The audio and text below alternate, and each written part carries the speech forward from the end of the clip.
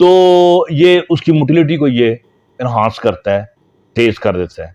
ठीक है, अच्छा, फिर उसके बाद हम आ जाते हैं इसके अंदर मुख्तलिफ जो विटामिन हैं।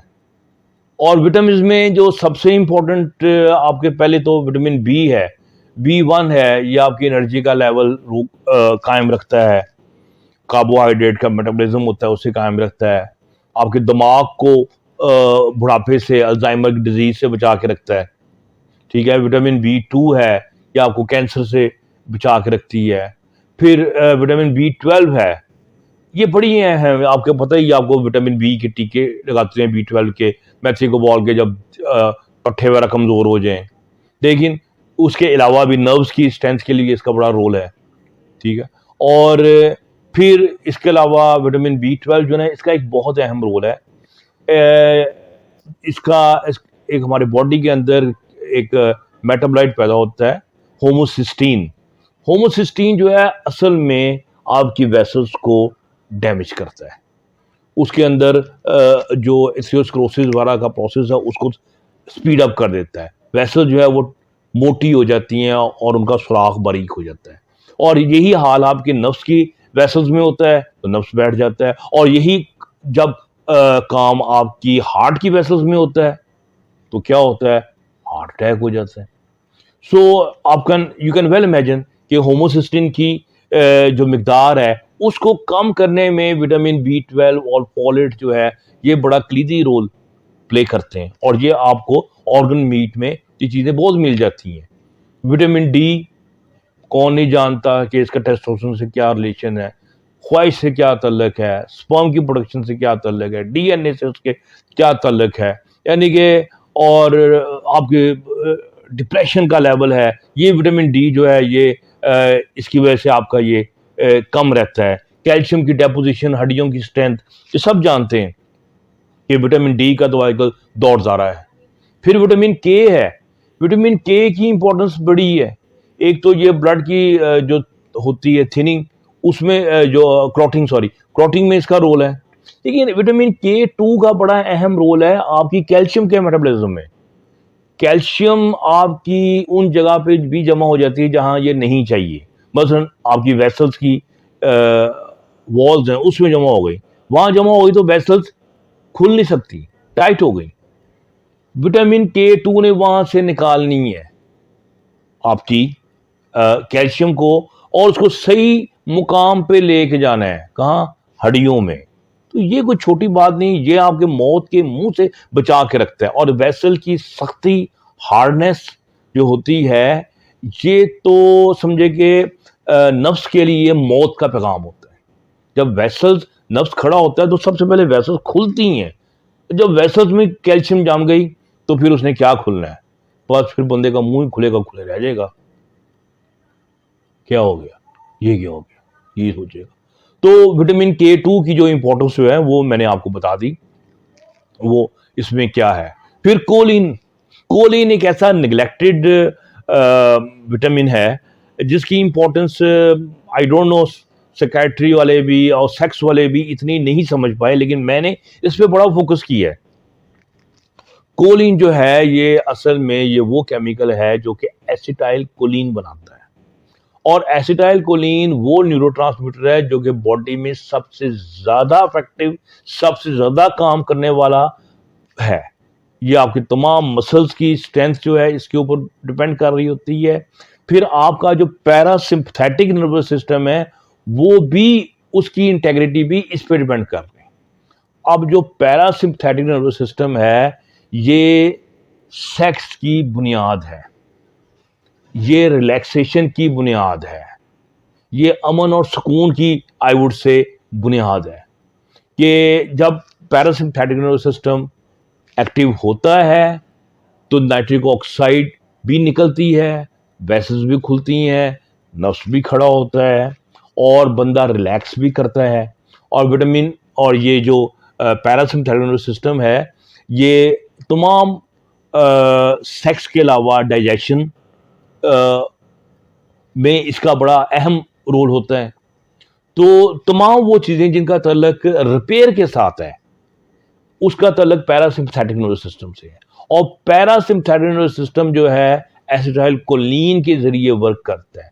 और सो कोलिन की जो कमी है उसको लोग फोकस नहीं कर रहे आजकल, डॉक्टर्स भी इसको निगलेक्ट कर रहे हैं और बहुत गलत कर रहे हैं, जिसकी वजह से इंसान के अंदर कमजोरियां आ रही हैं, डिप्रेशन बढ़ रहा है, एंजाइटी बढ़ रही है, सेक्स के मसले आ रहे हैं। क्या है? पैरासिम्पैथेटिक नर्वस सिस्टम काम नहीं कर रहा। अगर कोलिन कम होगी तो पैरासिम्पैथेटिक सिस्टम ने वही काम करना है।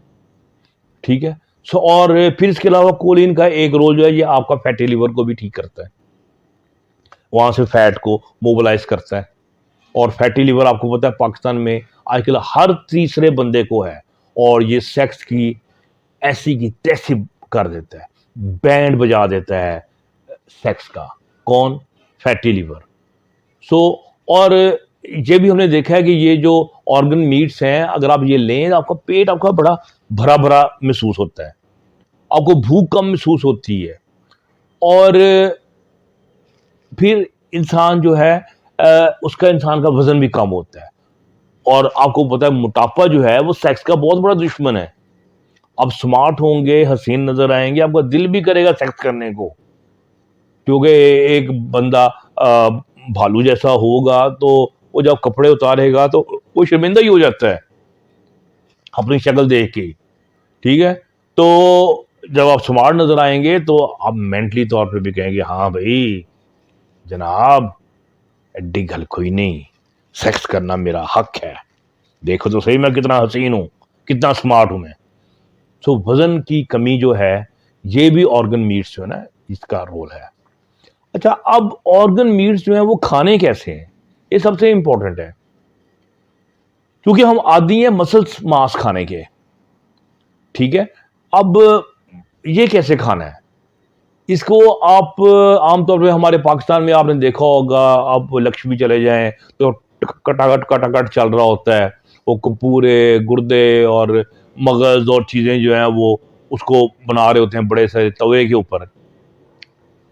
ये अनहेल्दी तरीका है, इससे ऑक्सीजन मिल जाती है उसके अंदर, ऑक्सीडाइज कर देती है वो जो घी और मक्खन वाला यूज कर रहे होते हैं, जिसकी वजह से वो बहुत ही खतरनाक बन जाता है और वो वेसल्स को क्लॉक यानी कि क्लॉक कर देता है, बंद कर देता है।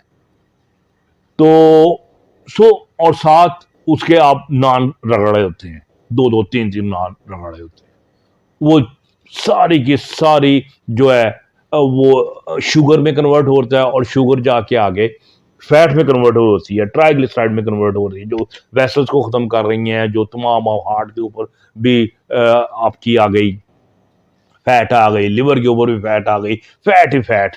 अब देखें, आप उधर जाके देख लें उन इलाकों में जहां पर ये बहुत खाए जाते हैं, लोग मोटे मोटे नजर आएंगे। तो उसकी दो वजूहत, एक तो वो नान शान बहुत साथ रगड़ते हैं, और दूसरा वो तवे के ऊपर पकाने का जो तरीका है जिससे वो ऑक्सीडाइज हो जाता है। तो उसका तरीका ये है कि आप हांडी में पकाएं, उसको गोश्त के साथ मिक्स कर लें, ताकि उसका जो टेस्ट जो है वो जो बड़ा स्ट्रॉन्ग है वो ज़रा कम हो जाएगा। ठीक है। और फिर उसके बाद आप उसको खाएं। फिर आप कलेजी वगैरह को आप बारबेक्यू वगैरह में भी खा सकते हैं, दिल को खा सकते हैं, किडनीज को खा सकते हैं। तो बारबेक्यू जो है ये एक अच्छा सेहतमंद तरीका है उसको खाने का। सो वो आप उसको इस तरीके से खाएंगे और अपनी खुराक का हिस्सा बनाएंगे, तो आपकी जो सेक्सुअल जिंदगी है और आपकी जनरल सेहत है, दोनों जो हैं वो दुबाला हो जाएंगे, दो चांद हो जाएंगे। ठीक है। और अब थोड़ी सी बात, क्योंकि वीडियो बहुत लंबी हो रही है, हड्डियों पे। हड्डियों के अंदर आपको पता है कैल्शियम, मैग्नीशियम, ये चीज़ें बड़ी पाई जाती हैं।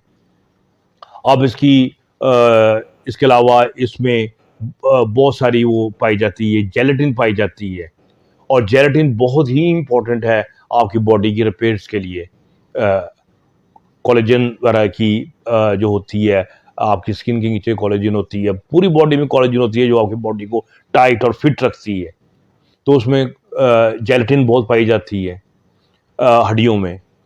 तो उनका इस्तेमाल करें, कैसे करेंगे? अब हड्डियां तो खा नहीं सकते, तो उसकी आप यखनी बनाएं, और यखनी में अब बनाते वक्त उसमें बाकी चीज़ें जो लवाजमा डालने से डाल लें, थोड़ा सा आप सिरका ज़रूर डाल दें।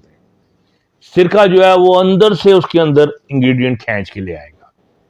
फिर आप उसका जो मर्जी बनाएं, सूप बनाएं, वैसे पिएं, पुलाव भी बना सकते हैं। ठीक है। सो हड्डियां जो हैं ये भी ज़ाया करने की चीज़ नहीं है।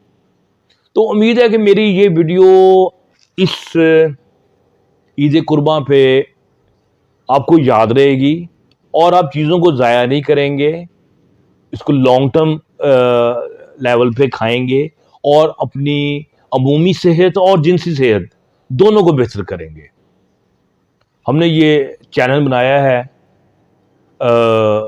सॉरी एक कुछ बातें थी वो और भी रह गई, बड़ी ही इंपॉर्टेंट हैं कि इनके नुकसानात क्या हो सकते हैं ऑर्गन मीट के। एक तो ये है कि ये गाउट कर सकता है। गाउट होता है यूरिक एसिड जब बढ़ जाता है तो बड़ी सख्त दर्दें जोड़ों में, अभी इस वक्त मुझे हो रही हैं। इसलिए मैं सोच रहा था कि ये मैं वीडियो बनाऊं कि ना बनाऊं। इसमें बैठा हूं 15 दिन से, घर में ही बैठा हूं, यानी कि पाँव नहीं हिल रहा। तो ये गाउट का अटैक हुआ है। लेकिन खैर मैं तो ऑर्गन मीट खाता हूं, लेकिन बहरहाल अटैक होना था, हो गया। फिर इसमें जो कोलेस्ट्रॉल का लेवल होता है वो इनमें हाई होता है। जैसे कहते हैं कि जो लिवर है, बीफ का लिवर, इसमें 4 ग्राम 100 मिलीग्राम ग्राम्स में होता है। लेकिन बात यह है कि जो कोलेस्ट्रॉल है, वो जो डाइटरी कोलेस्ट्रॉल है, वो इतना डेंजरस होता ही नहीं है। आप डाइटरी कोलेस्ट्रॉल बढ़ाते हैं तो आपका जो लिवर का कोलेस्ट्रॉल है उसका लेवल कम हो जाता है। सो डाइटरी कोलेस्ट्रॉल के ऊपर या नीचे खाने या ना खाने से आपका जो कोलेस्ट्रॉल का लेवल है वो इतना फ्लक्चुएट नहीं करता। सो उसकी बदनामी ज़्यादा थी। एनी हाउ, अगर आपको गाउट है, यूरिक एसिड का लेवल है, तो आप उसको इंसानों की तरह खाएं, कम खाएं। ठीक है। और जो मेडिसिन वगैरह होती हैं यूरिक एसिड को कम करने के लिए, वो यूज़ करें। तो हमने ये जो चैनल है लोगों में सेहत और सेक्स के मुतालिक शऊर पैदा करने के लिए बनाया है, और आप लोगों से दुआओं की दरख्वास्त रहती है। आप, अल्लाह करे आपकी ईद बहुत गुजरे अच्छी। मेरी तरफ से आप लोगों को सबको ईद मुबारक। डॉक्टर बरकी को इजाज़त दें। खुश रहें और खुशियाँ बांटें।